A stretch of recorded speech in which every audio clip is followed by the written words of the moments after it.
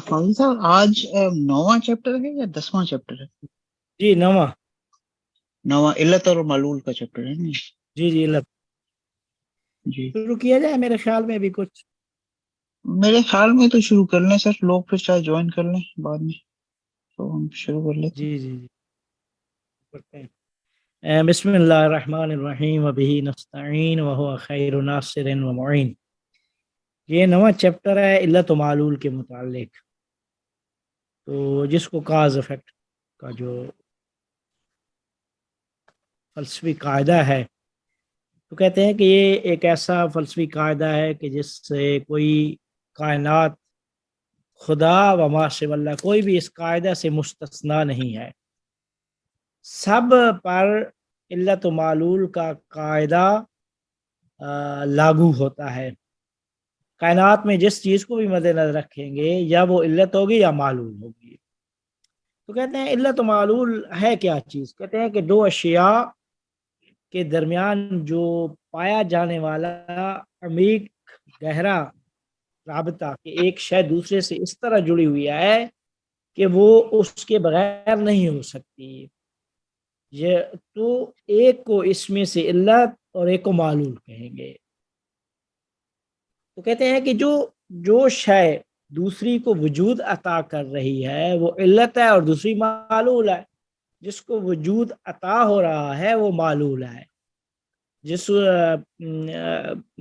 جو وجود عطا کرنے والی ذات ہے وہ علت ہے۔ مثال کے طور پہ میں ماچس لے کر آگ روشن کرتا ہوں، آگ جلاتا ہوں، تو آگ جو جلا رہا ہوں تو یہ آگ کا جلنا معلول ہے اور میں اس کی علت بن رہا ہوں۔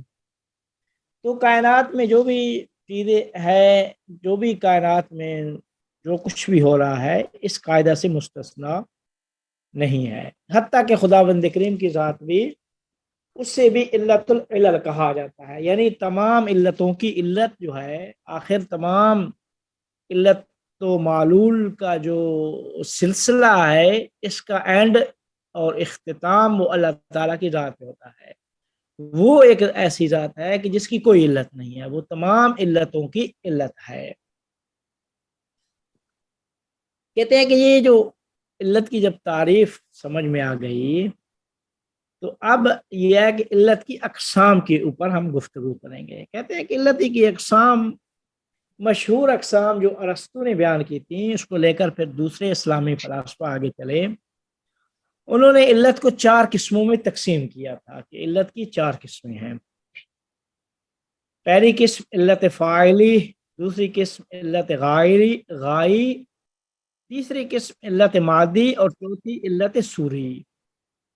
یہ 4 علتیں ہیں۔ علت کی تقسیم، علت کو جب کیا جاتا ہے تو 4 قسموں میں تقسیم کیا جاتا ہے: علت فاعلی، علت غائی، علت مادی، علت صوری۔ لیکن ایک مثال سے ہی ان اقسام کو واضح کرتے ہیں۔ مثال کیا دیتے تھے ارسطو صاحب کے؟ مثال کے طور پہ کہتے ہیں کہ آپ ایک کرسی ہے نا، کرسی، اس کو اگر مد نظر رکھیں تو اس میں آپ علت کی 4 اقسام کو بہتر طور پر اس مثال سے سمجھ سکتے ہیں۔ وہ کیسے؟ کہتے ہیں کہ یہ جو کرسی ہے ہمارے سامنے، تو کرسی کو ایک ذات ہے جو کرسی کو بنا رہی ہے، جس نے یہ ساری کرسی بنائی ہے، وہ علت فاعلی ہے۔ بنانے والی ذات وہ علت فاعلی ہے۔ اچھا، آپ کہتے ہیں کہ اس کرسی کو بنایا کس لیے ہے؟ بنایا گیا ہے کرسی کو کہ کرسی کے اوپر بیٹھ سکے، تو جس ہدف اور مقصد کے لیے اس کو بنایا گیا ہے اس کو علت غائی کہا جاتا ہے۔ غائی یعنی غایت و ہدف، یہ اس کا معنی ہے، یعنی جس ہدف کے لیے وہ ہدف اس کے لیے علت بن رہا، تو اس ہدف کو، غایت کو، علت غائی کہا جاتا ہے۔ تیسری چیز کہتے ہیں کہ علت کا، یہ جو آپ شکل دیکھ رہے ہیں کرسی کی، سامنے جو جس کی کرسی پڑی ہے، جو اس کی شکل و صورت ہے، یہ علت صوری ہے۔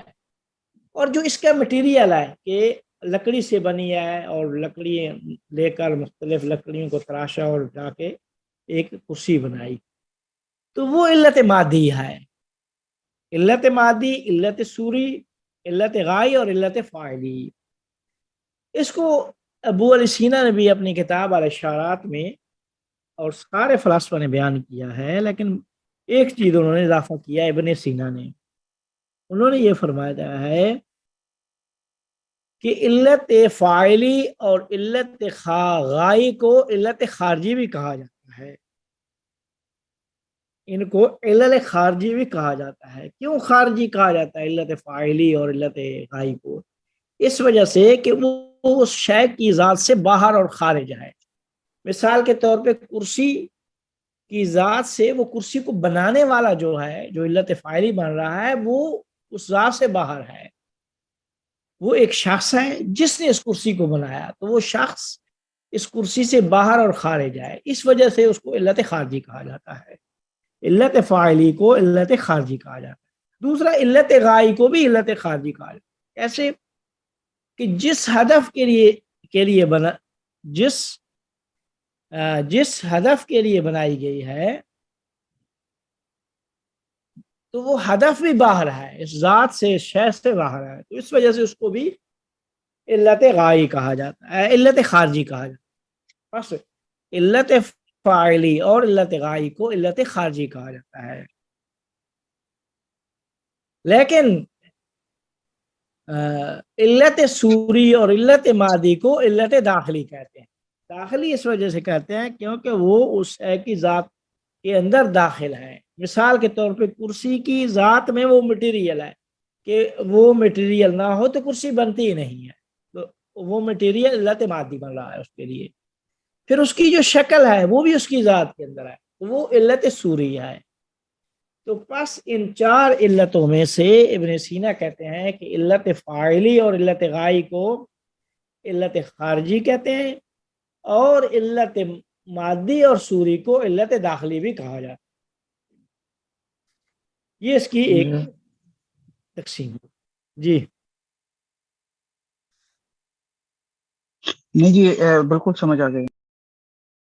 اچھا جی، اب اگلی تقسیم پہ چلتے ہیں. دوسری تقسیم اس کی ایک ہے کہ علت، یہ جو جتنی بھی علت ہے نا کائنات میں، وہ یا وہ شے جو علت بن رہی ہے، یا وہ علت ناقصہ ہوگی یا وہ علت تامہ ہوگی. ناقصہ اور تامہ کے اصطلاح سے بھی سمجھ آ رہی ہے کہ ناقصہ یعنی کچھ کم ہے اس میں، تامہ یعنی بالکل مکمل ہے. تو کہتے ہیں کہ علت ہوتی وہ ہے کہ جس کے اوپر معلول کا وجود متوقف ہوتا ہے، موقوف ہوتا ہے. یعنی معلول کا وجود ڈیپینڈ کرتا ہے علت پر. تو کہتے ہیں کہ وہ علت جس پر معلول کا وجود موقوف ہو اور جس کے پائے جانے پر معلول کا وجود میں آنا ضروری و حتمی ہو جاتا ہو، تو اسے علت تامہ کہتے ہیں. مثال کے طور پہ ماچس، آگ جلاتے ہیں ماچس کو لے کر. ماچس ہوگی، ٹھیک ہے، ماچس میں سے وہ اس کی جو تیلی ہے وہ نکالیں گے. ایک شخص ہوگا، وہ جب جلائے گا ہاتھ سے ارادہ کرے گا، وہ ارادہ بھی اس کے علت تامہ میں دخیل ہے. تو اب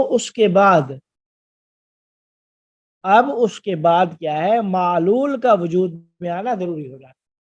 علت تامہ کی صورت میں معلول کا وجود میں آنا ضروری اور واجب ہو جاتا ہے، حتمی ہو جاتا ہے. کہ جب ایک شے نے ساری چیزیں موجود ہیں اور فاعل کا ارادہ بھی ہو گیا ہے، تو اب وہ چیز حتماً وجود میں آ جائے گی. تو اسے کہتے ہیں علت تامہ. لیکن اس کے برخلاف علت ناقصہ ہے. تو علت ناقصہ کہتے ہیں کہ وہ جن تمام اشیاء پر معلول کا وجود موقوف ہے، ان میں سے بعض اشیاء موجود ہیں اور بعض نہیں ہے، تو اسے علت ناقصہ کہا جاتا ہے. مثال کے طور پہ اسی مثال میں جو دیا ہے، اس میں ساری چیزیں موجود ہوں، ابھی جلانے والا نہ آئے. جب مثال کے طور پہ جلانے والا بھی ہو، سب کچھ ہو، اس نے بھی ارادہ نہ کیا ہو، تو یہ علت اسے ناقصہ کہا جاتا ہے.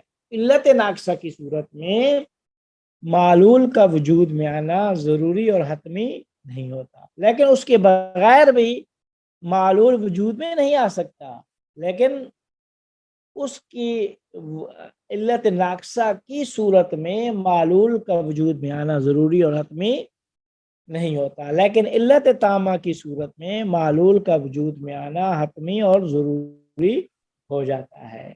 یہ ایک اچھا ہاں علت کائنات میں آپ تصور کریں گے تو وہ یا علت تامہ ہوگی یا علت ناقصہ ہوگی۔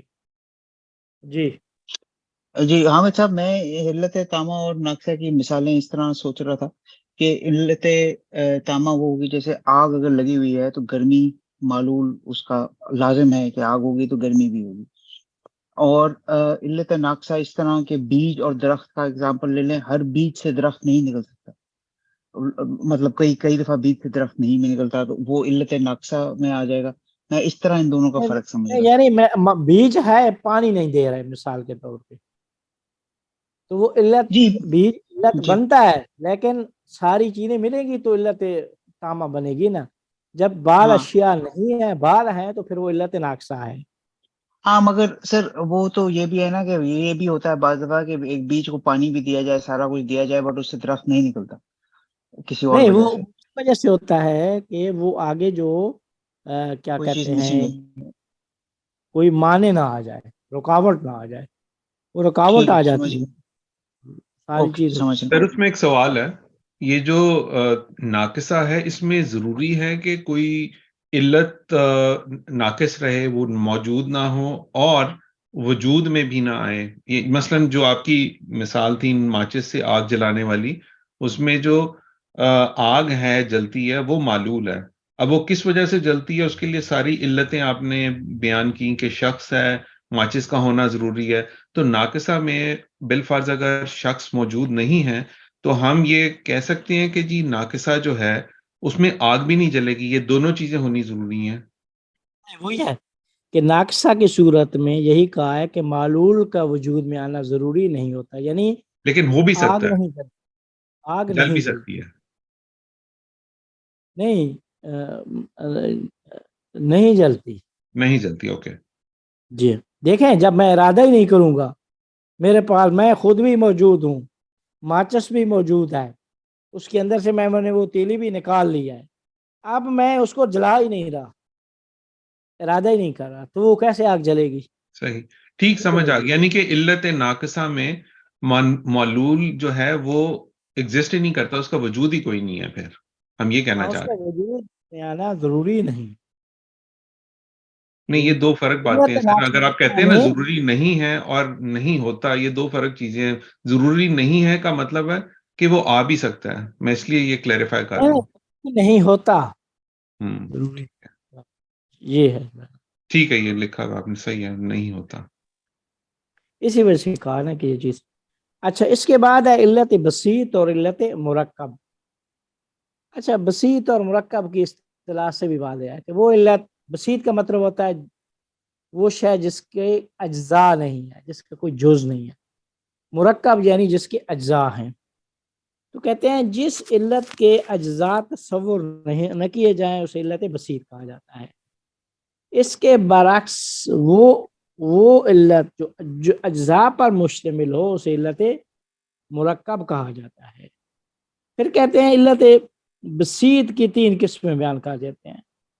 بسیط یعنی یا خارج میں بسیط ہوتی ہے یا عقلی تحلیل میں بسیط ہوتی ہے۔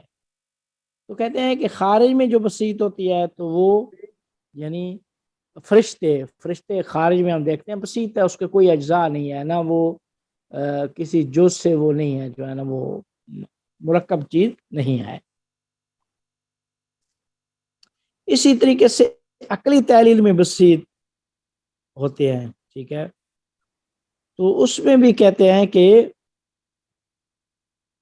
عقلی چیز میں بھی چیزیں بسیط ہو سکتی ہیں جس کے یعنی مرکب نہیں ہو سکتی، تو جیسے وہ سر کیا یہ کہتے ہیں جو اصل کی، جی سر یہ فرشتے جو ہیں یہ علت بسیط میں آئیں گے؟ جیسے کتاب میں یہ لکھا ہوا ہے کہ اللہ تعالیٰ کی ذات علت العلل ہے، مطلب یہ بسیط علت بسیط میں شامل اللہ تعالیٰ کی ذات ہے، تو اس کو ہم مرکب نہیں سوچ سکتے اس کا کوئی، رائٹ؟ جی اس کے علاوہ بھی جیسے فرشتہ بھی آپ سمجھیں گے یا جن بھی آپ سمجھیں گے کہ وہ علت بسیط میں ہے؟ نہیں، جن نہیں، فرشتوں کی بات ہو رہی ہے، عالم عقل کی بات ہو رہی ہے. عقل مجرد جو ہے وہ کیا ہے، وہ بسیط ہے. اس کے اجزاء کوئی نہیں ہے کہ وہ اس طرح نہیں ہے کہ انسان جس طرح مثال کے طور پہ بدن و روح سے مرکب ہے. ٹھیک ہے، تو جن فرشتے کے کو اعضاء ہوتے ہیں؟ ہاں جن ہے نا، جن مرکب ہے، اس کے اجزاء اچھا بدن ہے، بدن اور روح سے مرکب ہے. اس کا بدن جسم لطیف ہوتا ہے اس کا. اچھا، اوکے. ٹھیک ہے. اچھا، کہتے ہیں بسیط ترین علت وہ ہے جو وجود و ماہیت سے مرکب نہیں ہوتی. وہ کہتے ہیں کہ وہ اللہ تعالیٰ کی ذات ہے جسے علت العلل کہا جاتا ہے، کہ اس کا وجود ہی اس کی ماہیت ہوتا ہے. یہ پڑھ چکے ہیں. پھر علت قریب اور علت بعید کی بات ہوتی ہے. کہتے ہیں علت قریب وہ ہوتی ہے کہ جس کے اور معلول کے درمیان کوئی واسطہ نہ ہو، اور علت بعید ہوتی ہے کہ جس کے اور معلول کے درمیان کوئی واسطہ ہو. یعنی علت کو کیا کہتے ہیں، وہ علت بعید کہا جاتا ہے. لیکن جس علت اور معلول کے درمیان کوئی واسطہ نہیں ہے وہ علت قریب ہے. ٹھیک ہو گیا جی. سر واسطے سے کیا مراد ہے یہاں پہ؟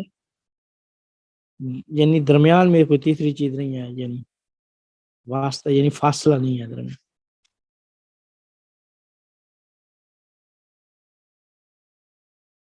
جی کوئی دیکھیں ایگزامپل دے کے سمجھا کائنات میں سکتے جو دیکھیں کائنات میں جو بھی سلسلہ ہے نا، ہر شے دوسری کی علت ہے. ٹھیک ہے. ہیں؟ جی بالکل. مثال کے طور پہ جو ہے نا وہ آگ اور ماچس. میں علت ہوں آگ کے لیے، اور آگ ٹھیک علت ہے، ہے کپڑے کو جلانے کے لیے. کپڑے کو ٹھیک ہے، جلانے کے لیے تو آگ میرا اور کپڑے کا جلنا.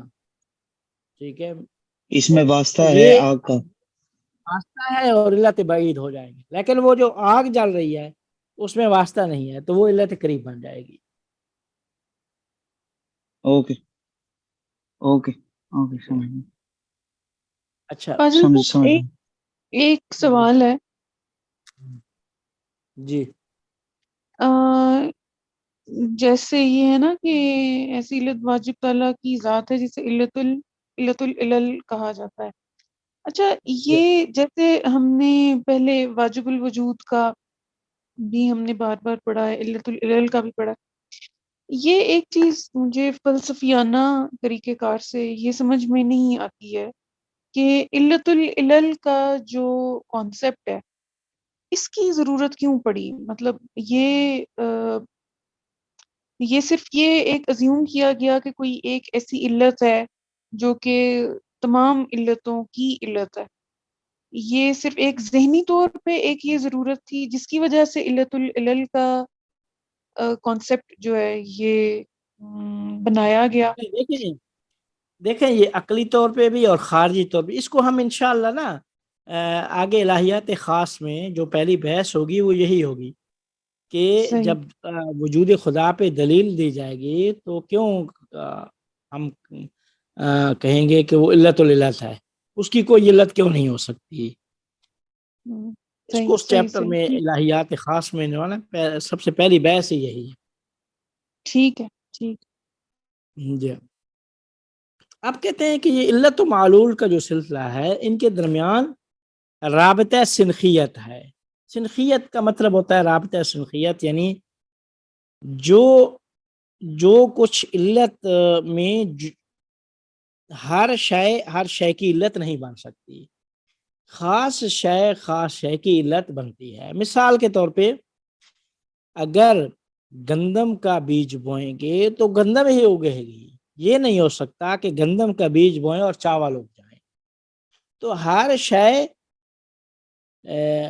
ہر گندم کا بیج کیا ہے وہ علت ہے اور گندم کا اگنا وہ معلول ہے. تو علت و معلول کے درمیان رابطہ سنخیت کی بات ہو رہی ہے کہ سنخیت پائی جاتی ہے.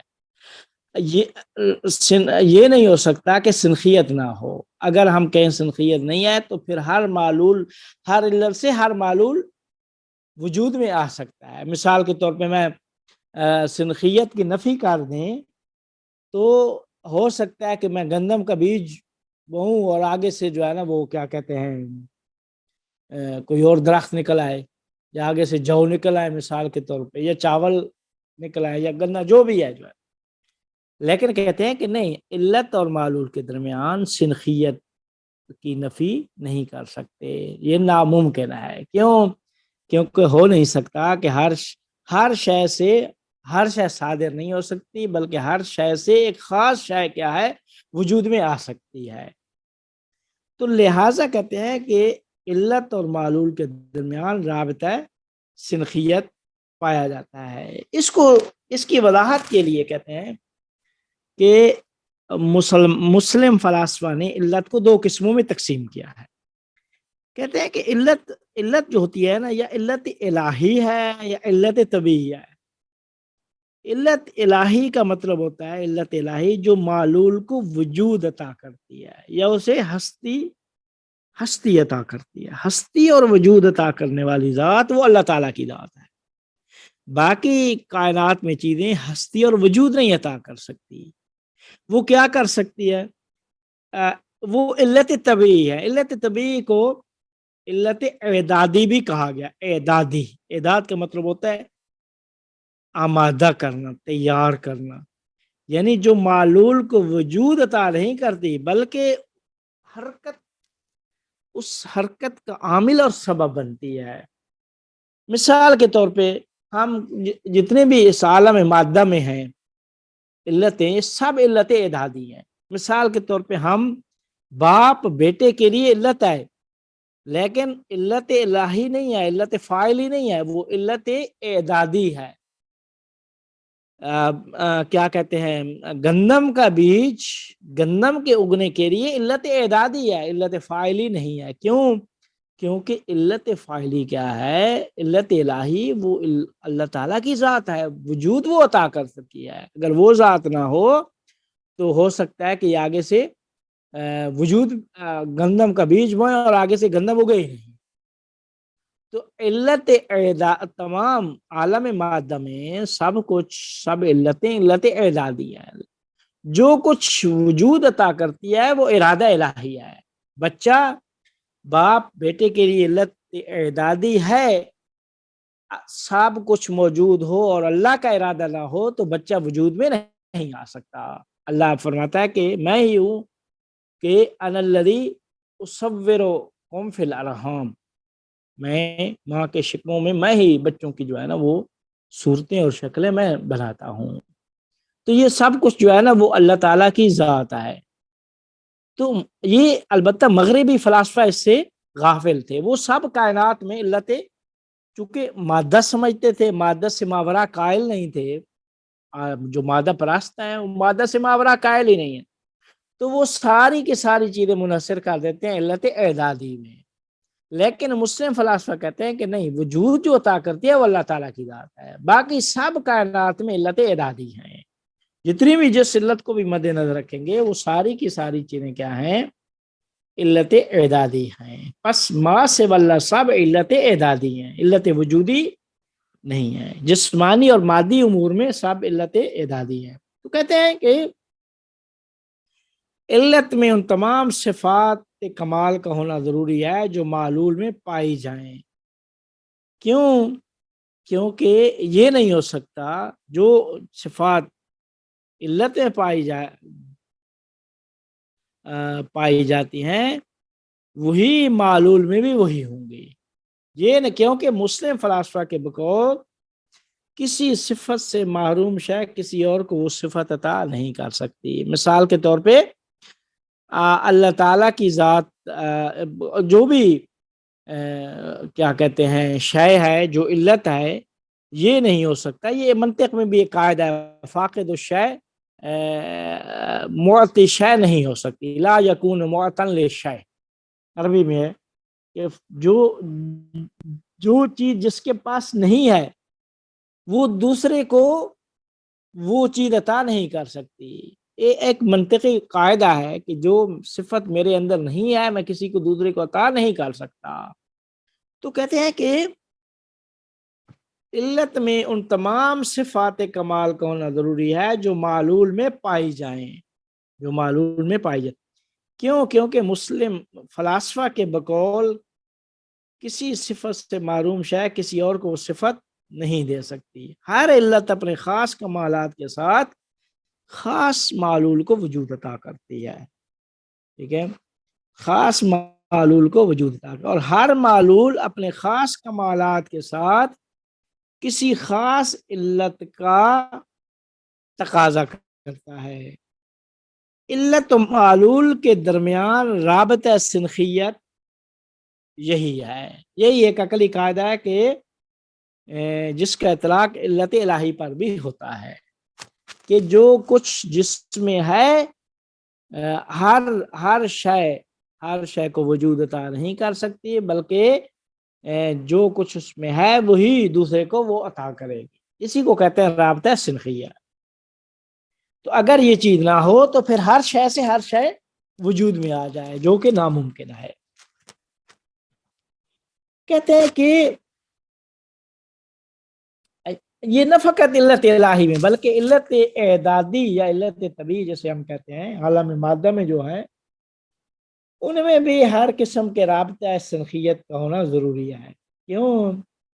کیونکہ اگر رابطہ سنخیت نہ ہو تو ہر شے سے ہر شے وجود میں آ سکتی. کہتے ہیں علت و معلول کے درمیان رابطہ کے منکر مغربی جو فلاسفہ ہیں انہوں نے فقط علت کو علت اعدادی ہی سمجھا ہے، لیکن علت کی اقسام میں سے ایک قسم علت الہی ہے جو معلول کو وجود عطا کرتی ہے، جس سے مغربی فلاسفہ غافل ہے، چونکہ وہ خدا کے ماورا مادہ خدا اس کے قائل نہیں ہے. بعض مغربی جو مادہ پرست ہیں جو ہے، تو اس وجہ سے کیا ہے جب اس کے قائل ہی نہیں ہے تو وہ اس چیز سے غافل ہے. علت الہی سے کیا ہے وہ ساری کی ساری علت کو اس علت اعدادی میں منحصر کرتے ہیں. لیکن مسلمان کیا کہتے ہیں کہ جہاں ہم علت بن رہے ہیں کسی شے کے لیے وہاں الارادہ الہی اگر جب تک نہ ہو تو وہ شے محقق نہیں ہو سکتی. میں مثال کے طور پہ سارے انتظامات کر دوں، اگر اللہ کا ارادہ نہ ہو ایک شے کے واقع ہونے کے لیے تو وہ شے وجود عطا نہیں کر سکتی. مثال کے طور پہ اس عالم کی جو بھی چیزیں دیکھیں، مثال کے طور پہ میں نے کلاس 9 بجے کرنی ہے، ٹھیک ہے. اب اللہ کا ارادہ نہیں ہوگا تو کوئی نہ کوئی ایسی مصیبت آ جائے گی کہ میں مثال کے طور پہ کتابی کلاس نہیں کر سکوں گا. یعنی جہاں میں خود ساری چیزوں کا ہونا ضروری ہے وہاں اللہ کا ارادہ الہی بھی ضروری ہے. تو اسی وجہ سے کہتے ہیں کہ ارادہ الہی کے بغیر کوئی چیز اس عالم میں وقوع پذیر نہیں ہو سکتی. یہ قرآن ہمیں کہتا ہے، شریعت یہ کہتی ہے، پیغمبر یہ فرماتے ہیں. تو یہ چیز ہم نے جہاں عقل سے لیا ہے وہاں اپنی قرآن اور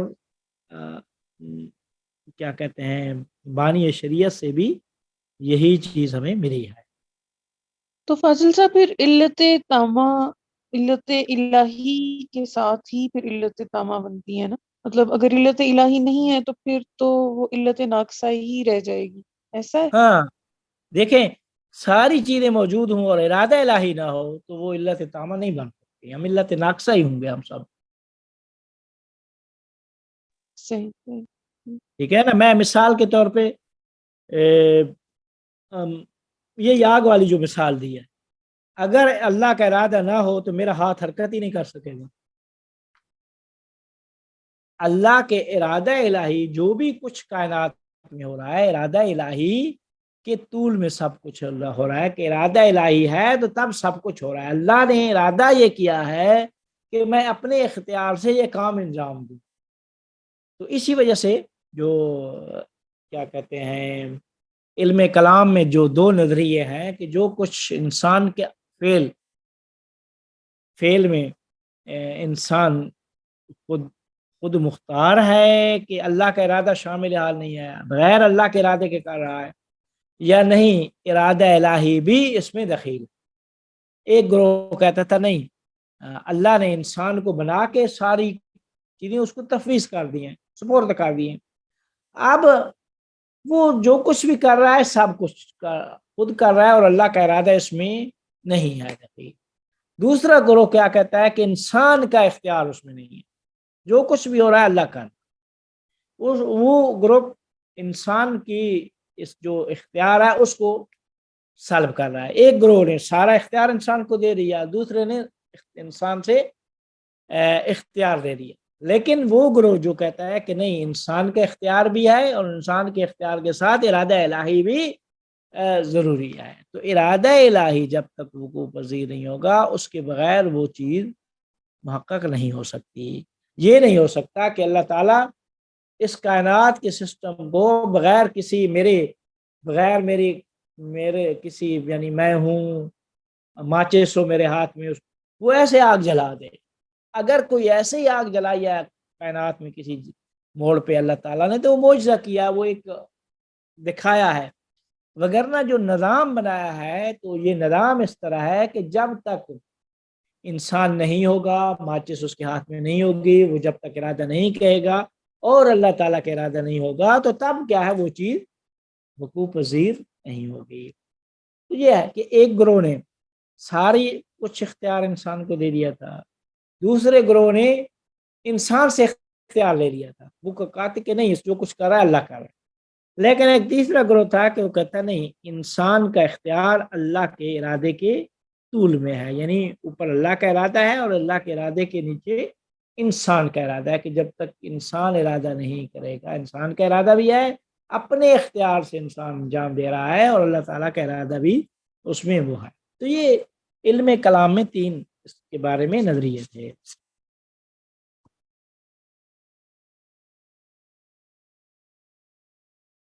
کہتے ہیں کہ جب کسی شے کی علت تامہ موجود ہو تو اس چیز کا وجود میں آنا ضروری اور حتمی ہو جاتا ہے۔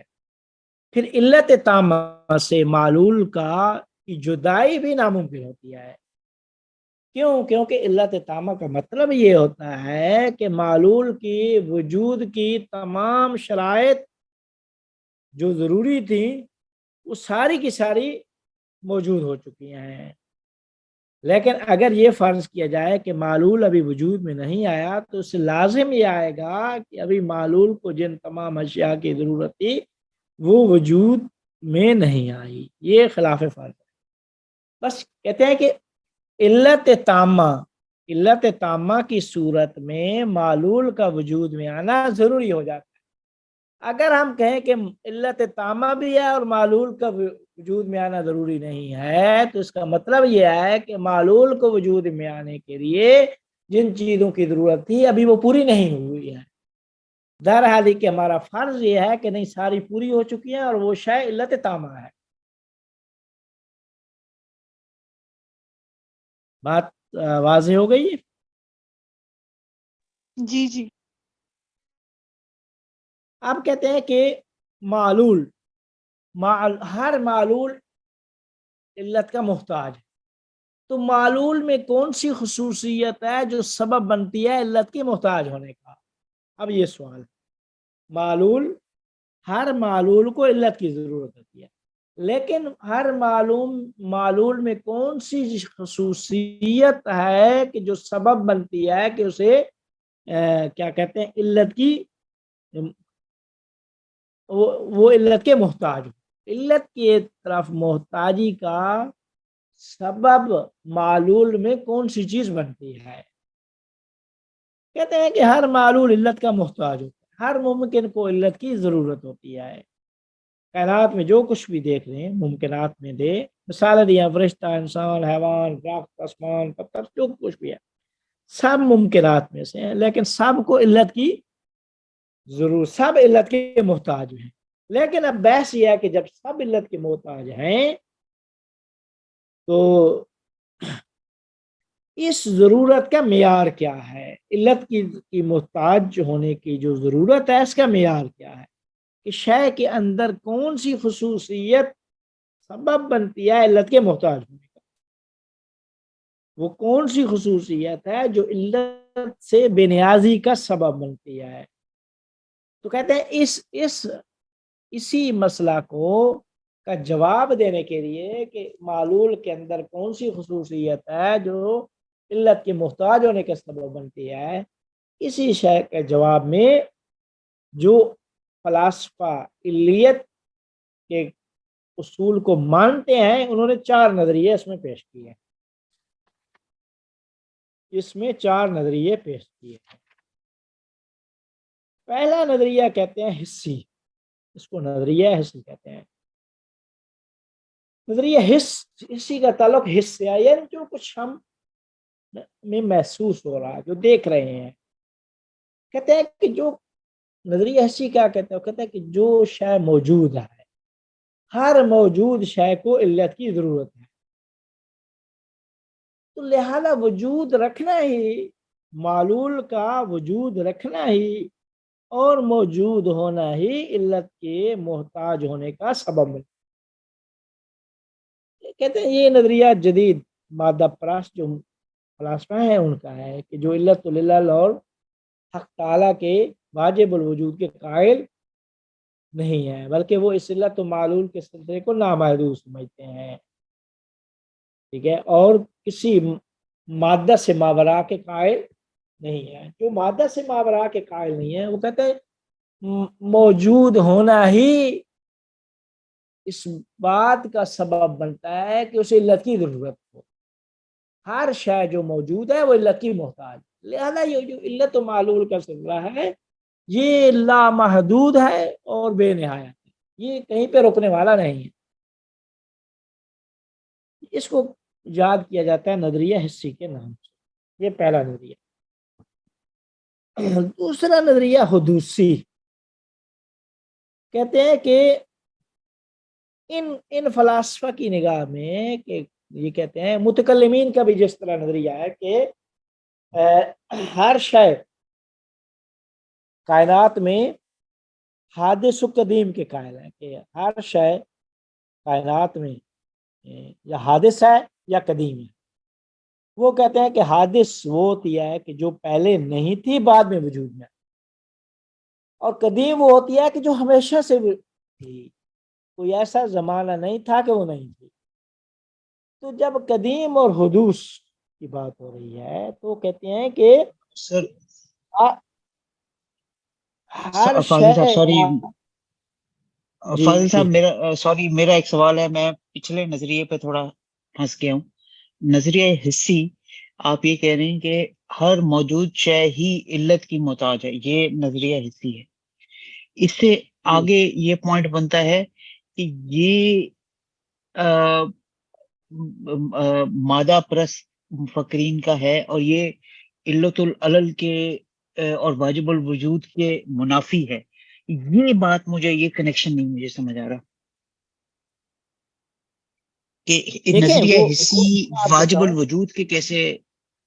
دیکھیں نظریہ حصی یہ ہے کہ جو کچھ سامنے آپ دیکھ رہے ہیں، جو کچھ محسوس ہو رہا ہے، اس سے ماورا کے قائل ہی نہیں، اور جب ماورا کے قائل نہیں ہے تو علت العلل خداوند کریم کی ذات وہ اس سلسلہ سے ماورا ہے۔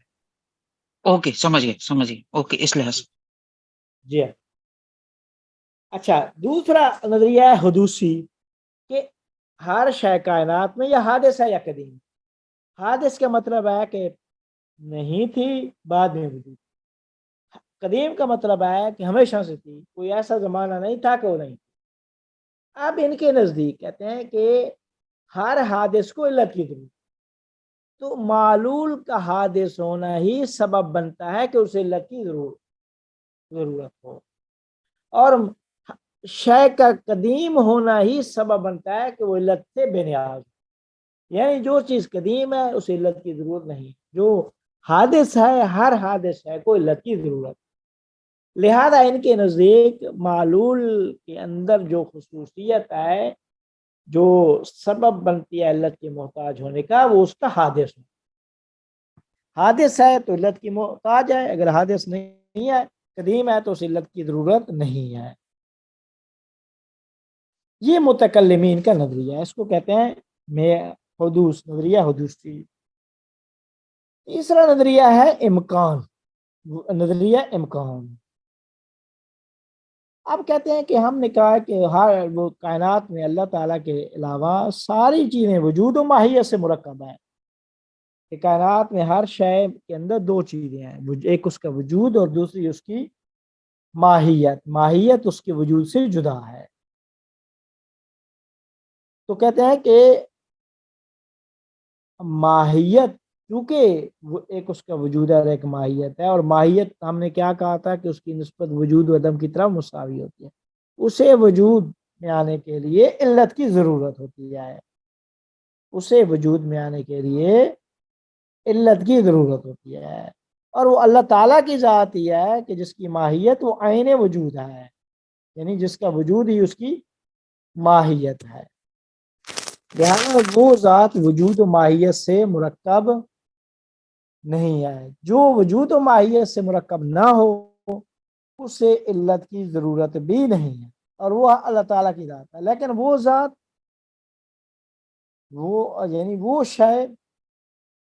شے جو ممکن ہے، اور ہر ممکن میں وجود و ماہیت سے ہر ممکن مرکب ہے، تو ماہیت ہی کی نسبت چونکہ وجود و عدم کی طرف مساوی ہے تو اسے وجود میں آنے کے لیے علت کی ضرورت ہے.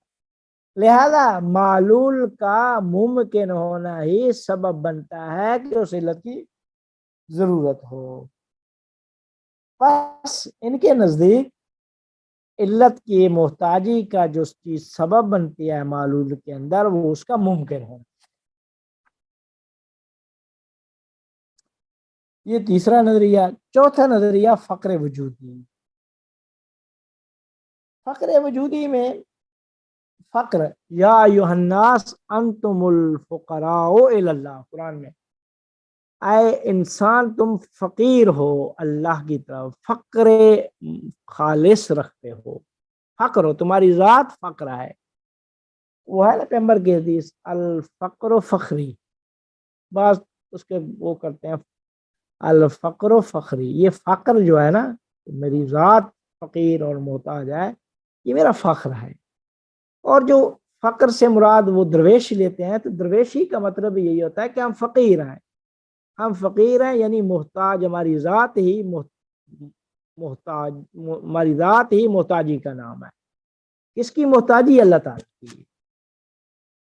تو کہتے ہیں کہ یہ نظریہ ملا صدرہ نے پیش کیا تھا کہ کائنات میں ہر شے فقر وجودی رکھتی ہے، اس کا وجود ہی فقیر ہے. اللہ تعالیٰ کے علاوہ کائنات میں جو کچھ بھی معلول ہے، معلولات ساری، سب کی ذات فقر ہے، سب کا وجود فقیر ہے، کیونکہ وہ وجوداً اس ذات سے وابستہ ہیں ان کی ذات وابستگی ہے اللہ تعالیٰ سے. جب ما سوی اللہ کی ذات اللہ سے وابستگی کا نام ہے تو اس کی ذات کے بغیر تو یہ ہے ہی نہیں. جب اس کی ذات کے بغیر نہیں ہے تو ان کے اندر کائنات میں فقر وجودی، وجود کا کے اندر فقیر ہونا سبب بنتا ہے کہ وہ علت کی محتاج ہے. اور وہ علت کیا ہے؟ اس اللہ تعالیٰ کی ذات ہے کہ وہ ایک لحظہ بھی اگر وہ غافل ہو جائے تو وہ معلولات ختم ہو جائیں، نیست و نابود ہو جائیں. کیوں نیست و نابود؟ کیونکہ وہ فقر ہے، وہ وابستگی ہے کس سے جڑے ہیں؟ اللہ تعالیٰ سے. جو ہی اللہ تعالیٰ کی ذات اس سے غافل یا اس کو تھوڑا سا وہ کرے گے، وہ ساری کی ساری ما سوی اللہ کا سارا سسٹم، نظام ہی درم و برہم. تو ما سوی اللہ کا اپنا جو وجود ہے وہ فقیر نہیں ہے، وہ بے نیاز ہے اللہ تعالیٰ کی ذات. یہ کائنات میں ما سوی اللہ سب فقر وجودی رکھتے. یہ ملا صدرہ کا نظریہ ہے. اس کے بعد کہتے ہیں کہ معلول، ہاں ایک چیز معلول جس طرح حادوث میں علت کا محتاج ہے ویسے بقا میں بھی علت کا محتاج ہے۔ یعنی جس طرح وجود میں آنے کے لیے علت کی ضرورت ہوتی ہے معلول کو، ویسے باقی رہنے میں بھی علت کی ضرورت ہوتی ہے۔ باقی رہنا بھی اسے علت کی ضرورت ہوتی ہے۔ کیسے؟ کہتے ہیں کہ معلول کو باقی رہنے کے لیے علت کی کوئی حاجت نہیں۔ جب معلول وجود میں آ گیا تو اب اس کا رابطہ علت سے ختم ہو جانے پر کوئی اشکال۔ یہ ایک نظریہ ہے۔ کہتے ہیں کہ جس طرح ایک گھڑی ہے اللہ نے بنا دی، اب وہ خود چل رہی ہے۔ اللہ نے کائنات میں سب کو بنا دیا انسانوں کو، تو اب یہ خود سب کچھ کر رہے ہیں، خود چل رہی ہے کائنات، اللہ نے بنا دی، اب یہ خود چل رہی۔ تو کہتے ہیں کہ ملا صدرہ اور فلاسفہ کہتے ہیں نہیں، جس طرح انسان وجود میں آنے کے لیے اللہ کا محتاج ہے، ویسے باقی رہنے میں بھی کائنات علت کی محتاج۔ اگر علت چونکہ فقر وجودیہ ہے تو ہر لحظہ وہ علت کی محتاج، اس کے بغیر اس کا وجود ہی نہیں۔ تو کہتے ہیں کہ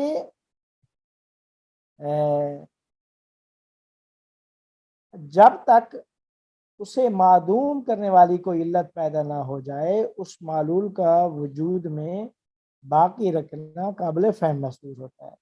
بہت سے مفکرین اس نظریے کی حامیاں، لیکن فلاسفہ کیا کہتے ہیں؟ وہ اس نظریے کو باطل اور خلاف حق سمجھتے ہیں۔ وہ کیا کہتے ہیں؟ کہتے ہیں کہ معلول حادث ہونے میں بھی، یعنی وجود میں آنے میں بھی علت کا محتاج ہے، اور بقا میں بھی علت کا محتاج ہے۔ اکثر الہی فلاسفہ اور ملا صدرہ کا نظریہ بھی یہی۔ اچھا، اکثر سائنسدانوں کا نظریہ یہ ہے کہ جو کائنات کے سسٹم کو اوپر نہیں سمجھتے ماورائے مادہ، وہ کہتے ہیں نہیں، حدوث میں آنے کے لیے علت کی ضرورت ہے، لیکن بقا میں علت کا محتاج نہیں۔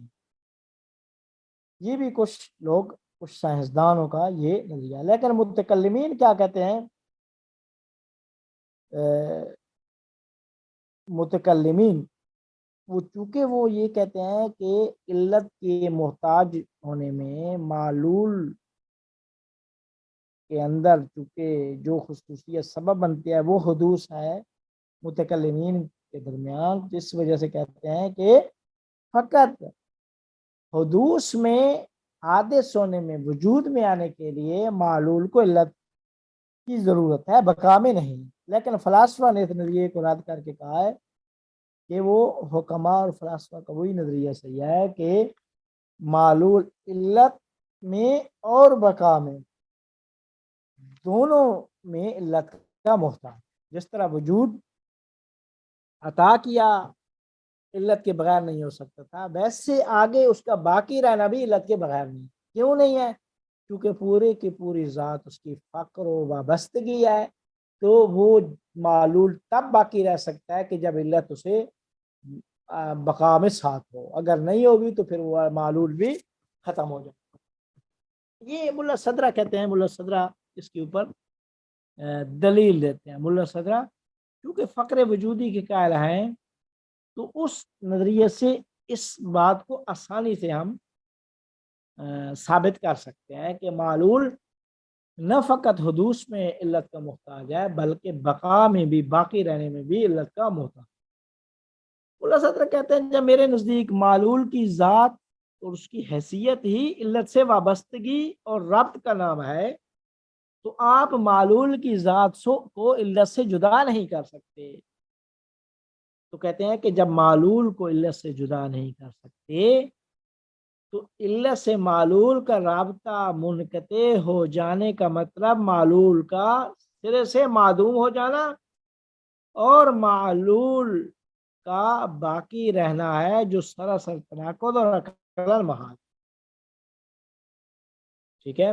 کہتے ہیں کہ جب ہم کہتے ہیں کہ اس معلول کی ذات اس وابستگی کا نام، جب وابستگی کا نام ہے تو معلول کو علت سے جدا نہیں کر سکتے۔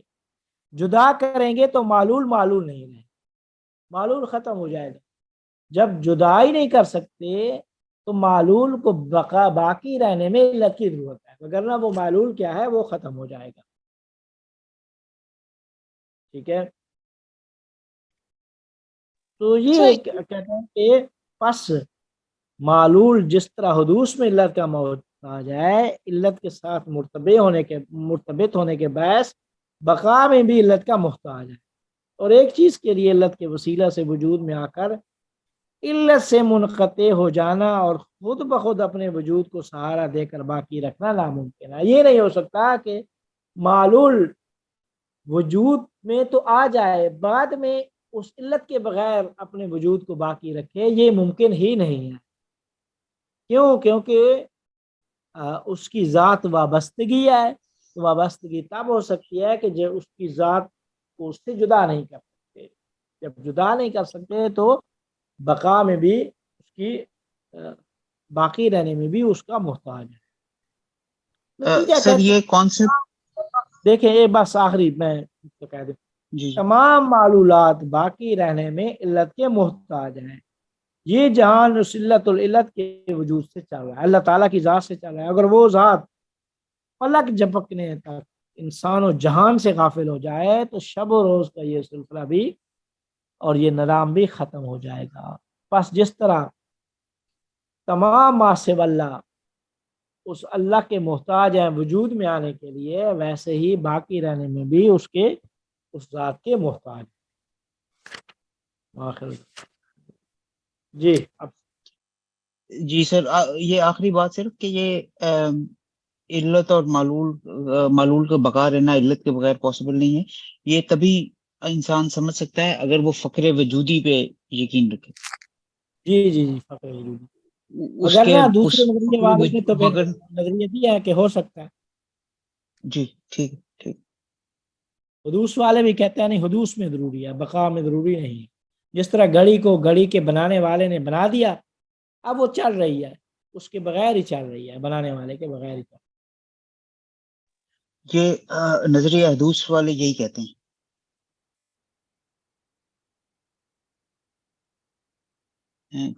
فاضل صاحب، نظریہ حدوثی کے مطابق گھڑی بن گئی اور اب گھڑی چلتی رہے گی، مگر فقر وجود کی وجہ سے آپ کہیں گے کہ علت کی ہمیشہ ضرورت رہے گی. جی اوکے. جی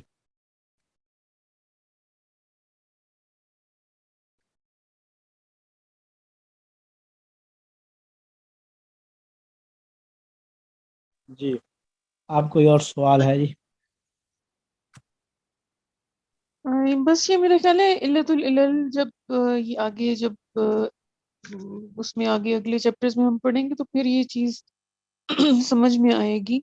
ورنہ یہ ہے کہ بعض چیزیں تو ایسے واقعی میں لگتا ہے کہ بقا کے لیے آپ کی علت آواز کٹ رہی ہے. جی اب آ رہی ہے آواز میری؟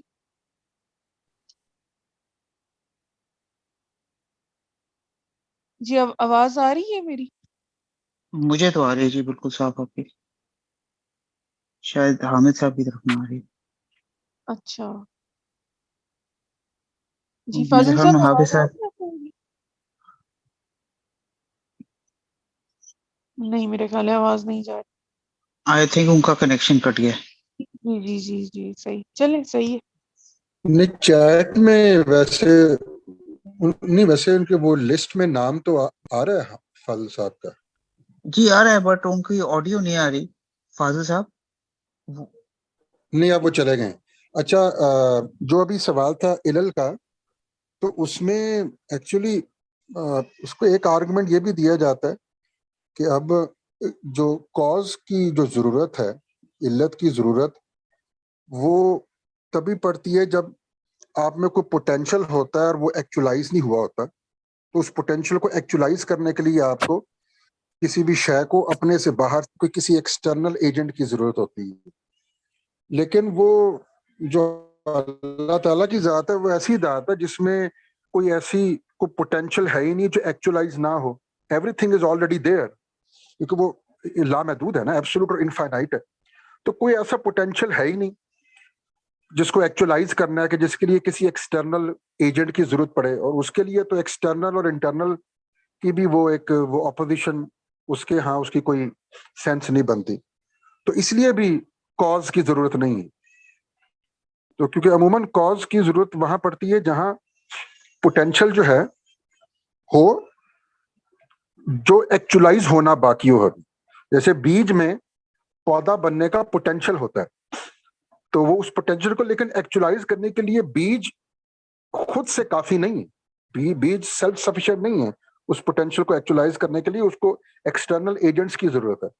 تو خدا پہ تو اب اس طرح کی بات ہم نہیں اپلائی کر سکتے نا کہ اس میں بھی کوئی ایسی مطلب کوئی کمی بیشی ہے کہہ لیں جس کو پورا کرنا ہے, کوئی قوت ہے جس کو بالفعل کرنا ہے, جس کو جو فاعلیت جسے کہتے ہیں ہمیشہ وہ پرووائڈ کرنی ہے, تو آپ کو کسی ایکسٹرنل ایجنٹ کی ضرورت پڑے, کیونکہ وہ سیلف سفیشینٹ ہے, وہ لامحدود ہے, everything is already there actualized حالت میں. تو اس کو پھر سبب کی ضرورت کیوں پڑے گی یا کسی کاز کی ضرورت کیوں پڑے گی اسے؟ تو یہ بھی آرگومنٹ دیا جاتا ہے ایکچولی. جی جی صحیح. اصل میں یہ جو چیزیں نا جیسے ابھی بقا کی بات ہو رہی تھی, تو بعض چیزیں ایسی ہیں کہ وہ ٹھیک ہے, وہ سمجھ میں آتا ہے کہ وہ علت کے بغیر وہ سروائیو بھی نہیں کر سکتی ہیں, ان کی بقا بھی نہیں ہے, لیکن پھر کچھ اصل میں نا چیزیں جی واقعی. جی اس میں جی میں آپ کو بتا دیں کسی بھی شے میں دو طرح کے خصوصیات یا ایٹریبیوٹس آپ کو نظر آئیں گے. ایک کہلاتے ہیں اس کے اسینشل ایٹریبیوٹس, اور ایک کہلاتے ہیں جو کہ اسینشل نہیں ہے, جو اس کی ذات کا حصہ نہیں ہے. اب ایسے ایٹریبیوٹس جو اس کی ذات کا حصہ نہ ہو لیکن اس میں پائے جائیں, اس کے لیے کسی ایکسٹرنل ایجنٹ کی ضرورت ہوتی ہے. تو یہاں یہ جو فقر وجود والی چیز ہے نا, اس میں بیسیکلی یہ ہے کہ ما سوا اللہ باقی کسی بھی شے کو دیکھ لیں, اس کی پوری ہستی ہی اس کے لیے اسینشل نہیں ہے. مطلب اس کا کوئی بھی ایسپیکٹ اٹھا کے دیکھ لیں وہ اس کے لیے اسینشل نہیں ہے. مطلب ہم کوئی بھی ایسا ایٹریبیوٹ پوائنٹ آؤٹ نہیں کر سکتے کسی بھی شے کا ما سوا اللہ جو جس کے بارے میں ہم کہہ سکیں کہ ہاں یہ اس کے لیے اسینشل ہے, اس کے لیے ہمیں اس ذات کے علاوہ کوئی اور چیز نہیں چاہیے. تو جب وجود اسینشل ایٹریبیوٹ نہیں ہے مثال کے طور پہ, اور وہ کسی میں پایا جا رہا ہے, یہ ایٹریبیوٹ نظر آ رہا ہے آپ کو, جس کا مطلب وہ کسی کی دین ہوگی. اور اگر کوئی ایٹریبیوٹ اسینشل نہ ہو تو وہ کبھی بعد میں اسینشل بن نہیں سکتا, وہ ہمیشہ نان اسینشل ہی رہے گا. اسی لیے بقا کے لیے بھی کاز کی ضرورت ہے, کیونکہ اگر ایگزسٹنس کا ایٹریبیوٹ کسی شے کے لیے اسینشل نہیں ہے اور وہ کسی ایکسٹرنل کاز سے وہ ایٹریبیوٹ فراہم کر دیا گیا ہے, تو اب ایسا نہیں ہو سکتا کہ وہ کاز جس نے وہ ایٹریبیوٹ فراہم کیا تھا وہ غائب ہو جائے اور وہ جو ایٹریبیوٹ جو اس شے کے لیے اسینشل نہیں تھا اب وہ اس میں موجود رہے, اب وہ اس کی ذات کا حصہ بن جائے. ایسے نہیں ہو سکتا. اگر کوئی ایٹریبیوٹ اسینشل نہیں ہے تو وہ کبھی بھی نہیں ہوگا. یہ اس میں ایک پوائنٹ یہ بھی ہے بیسیکلی, جو چیز جو آپ کی ذات کا حصہ نہیں ہے وہ کبھی بھی آپ کا ذات کا حصہ نہیں بن سکتی. تو اس لیے آپ کو ہر وقت, اسی لیے ما سوا اللہ ہر چیز کو اللہ کی ضرورت ہے, کیونکہ ایک خدا ہی ایسی ذات ہے جس میں ہر چیز اس کے لیے اسینشل ہے, وہ اس کی ذات کا حصہ ہے, وہ اس سے جدا نہیں ہو سکتی.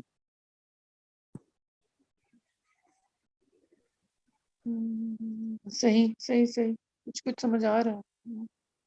کیونکہ آپ یہ دیکھیں نا کہ اب جیسے وہ اس کی بہت سی مثالیں ہیں, مطلب اب جیسے وہ جو نیوٹنز نے جو گریویٹیشنل فورس جو کی تھی دریافت, اس کے پیچھے آئیڈیا یہی تھا کہ سیب جو تھا اس کو حرکت موو کرتے دیکھا. اب اس نے کہا کہ موومنٹ جو ہے یہ جو میں نے دیکھی ہے سیب کی, یہ اس کا اسینشل ایٹریبیوٹ نہیں ہے, کیونکہ میں ہمیشہ سیب کو اس حالت میں نہیں میں مشاہدہ کرتا کہ وہ حرکت کر رہا ہو, لیکن یہ ایٹریبیوٹ چونکہ مجھے سیب میں نظر آیا ہے, اس کا مطلب ہے کہ یہ ایٹریبیوٹ اس سیب کے اوپر کسی ایکسٹرنل ایجنٹ نے امپوز کیا ہے بیسیکلی. تو اور وہ اسینشل نہیں ہے, وہ کبھی بھی پھر اسینشل نہیں بن سکتا. تو اس لیے اگر وجود ہی کسی شے کے لیے اسینشل نہیں ہے تو پھر وہ وجود کبھی بھی اسینشل نہیں بن سکتا. ہر وقت کسی ایکسٹرنل ایجنٹ کی ضرورت ہے تاکہ وہ ایٹریبیوٹ امپوزڈ رہے اس شے کے اوپر. یہ بیسیکلی اس کے پیچھے یہ ہے, کیونکہ بات خود ہے اس کی, وہ کافی نہیں ہے اس کو سسٹین کرنے کے لیے, اس ایٹریبیوٹ کو سسٹین کرنے کے لیے, کیونکہ وہ اس کی ذات کا حصہ نہیں. کوئی چیز اگر آپ کی ذات کا حصہ نہیں ہے وہ کبھی بھی آپ کا ذات کا حصہ نہیں بن سکتی. تو پھر اس کا مطلب یہ ہے کہ جیسے مجھے جو سمجھ آئی ہے کسی کائنات میں خدا کے علاوہ کسی بھی چیز کا اسینشیل ایٹریبیوٹ نہیں ہے کوئی. نہیں ہے، نہیں ہے، بالکل نہیں ہے. سب سے بڑی چیز تو وجود ہوتا ہے نا، خدا کے علاوہ باقی کسی بھی چیز کا، کسی بھی شے کا وجود واجب نہیں، اسینشل نہیں ہے اس کے لیے، اس لیے تو واجب الوجود ایک ہی ہے.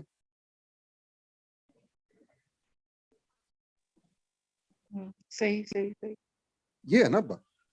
اب ملا صدر کہہ رہے ہیں پورا وجود ہی، ہر ایک ایسپیکٹ جو ہے کسی بھی شے کا، ما سوا اللہ، ایک اس کی پوری ہستی جو ہے، اس میں کوئی بھی آپ کو ایسی چیز نہیں ملے گی جو اسینشل ہو اس کے لیے. تو اس کا مطلب ہے کہ پھر وہ ڈیپینڈنٹ ہے. لیکن اگر وہ نظر آ رہی ہے آپ کو، وہ ایٹریبیوٹس نظر آ رہے ہیں، وہ ایسپیکٹس نظر آ رہے ہیں کسی شے میں، اور وہ اسینشل نہیں ہے، تو اس کا مطلب ہے کہ وہ امپوزڈ ہیں، اور امپوز کرنے والی ایجنسی بھی موجود ہونی چاہیے.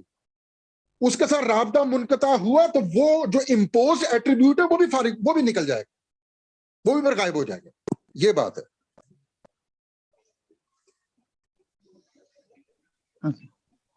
اچھا سر، فاضل صاحب نہیں چلے گئے ہیں، آئی تھنک از لیفٹ. تو آئی گیس اگلا چیپٹر 10 ہی ہوگا، بیکاز آج ہم نے چیپٹر 9 پڑھا تھا. جی جی ٹھیک ہو ٹھیک ہو. ٹھیک ہو گیا. اس کی جو چلیں. انگلش جو اس کی کورسپونڈنگ انگلش ٹرمز ہے نا، وہ بھی انشاءاللہ.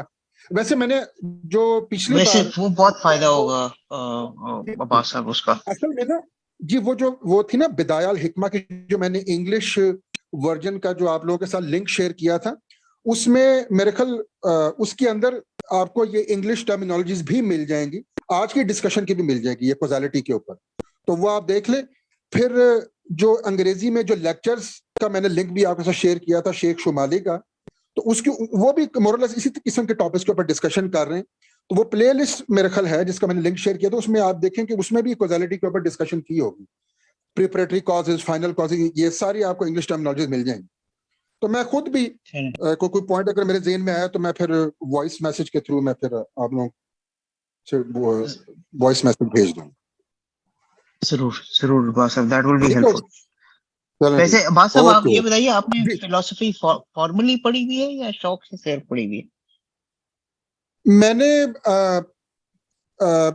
لیکچرز، پیڈ لیکچرز میں نے سعید حسین نصر کے نا آن لائن میں نے سنے تھے.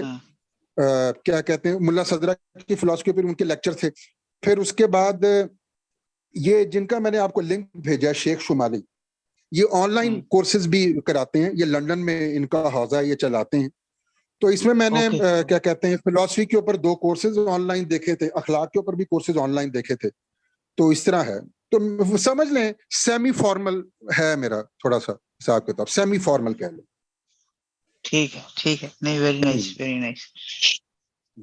چلیں سر، انشاءاللہ اگلے ہفتے ملاقات ہوتی ہے، بلکہ آپ سے تو شاید کل ہو جائے اگر آپ وزڈم کی کلاس جوائن کریں گے تو. جی انشاءاللہ ٹھیک ہوگا. اوکے جی، thank you very much. Okay جی، اوکے، اللہ حافظ. خدا حافظ. خدا حافظ.